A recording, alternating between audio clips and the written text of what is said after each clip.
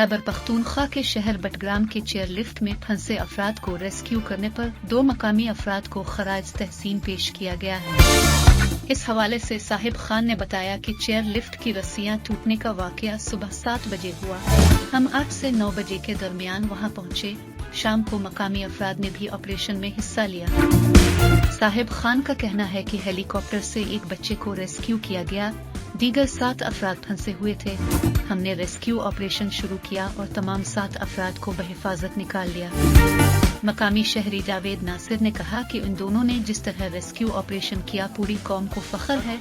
दोनों अफराद को 1 लाख रुपए बतौर इनाम देना चाहता हूँ। हबीब रहमान का कहना है कि हेलीकॉप्टर को चेयरलिफ्ट के ऊपर लाया गया और रस्सियां फेंकी गई। एक शख्स ने खुद को रस्सी से बांधा तो उसे रेस्क्यू किया गया, दीगर ने इनकार किया। उन्होंने कहा कि फंसे अफराद को राजी करने की अनथक कोशिश की गई मगर वो न माने। इससे ज्यादा कुछ नहीं किया जा सकता था। वाज़ेह रहे कि बटग्राम में पाश्तों के मकाम पर चेयरलिफ्ट में फंसे 8 अफराद को निकालने के लिए कई घंटे से जारी रेस्क्यू ऑपरेशन मुकम्मल हो गया है और तमाम अफराद को बहिफाजत निकाल लिया गया है।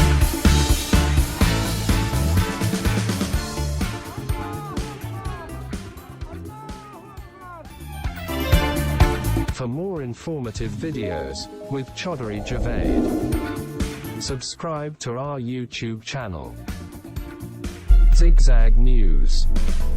We make it special.